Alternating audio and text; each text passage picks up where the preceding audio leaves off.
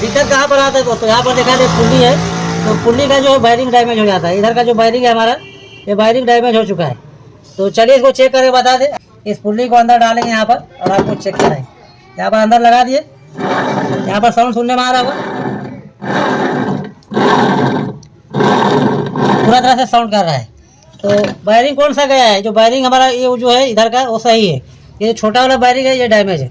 यहाँ पर दिखा दे, यहाँ पर उल्टा डाल के बता दे, यहाँ पर वायरिंग गया है कन्फर्म। टायर को यहाँ पर घुमाएंगे, सुन पा रहे होंगे।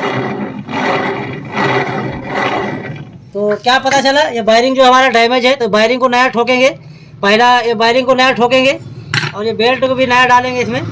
प्लस जो पिकअप का इशू है हमारा, ये सारा कुछ चेंज करेंगे और रोलर वगैरह भी डाल देंगे। तो पूरा तरह से हमारा जो है गाड़ी परफेक्ट तरह से साउंड भी हो जाएगा और एवरेज माइलेज पिकअप सारा कुछ परफेक्ट हो जाएगा।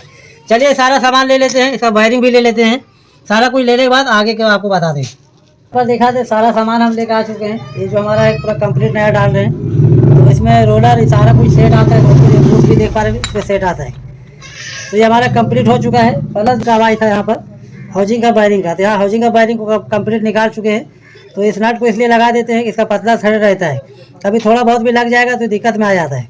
तो इस तरह यहाँ पर देख पा रहे हैं, इसके अंदर वायरिंग जो है हमारा पुल्ली का वायरिंग आता है दोनों सेट, पर दोस्तों नहीं मिलने के कारण जो है अलग अलग लेना पड़ा। यहाँ पर देख पा रहे हैं 6902 नंबर रहता है इसका। तो इस चीज़ को ध्यान रखना आपको, कभी भी जाइएगा 6902 बोलिएगा तो ही हमारा वायरिंग मिल जाता है। तो ये हमारा कंप्लीट है, यहाँ पर ओपन करके बता दें, दिखा दे। वायरिंग हमारा नया वाला है, एक देख पा रहे हो एकदम मक्खन जैसा है, और ये हमारा पुराना वाला है जो निकाले हो।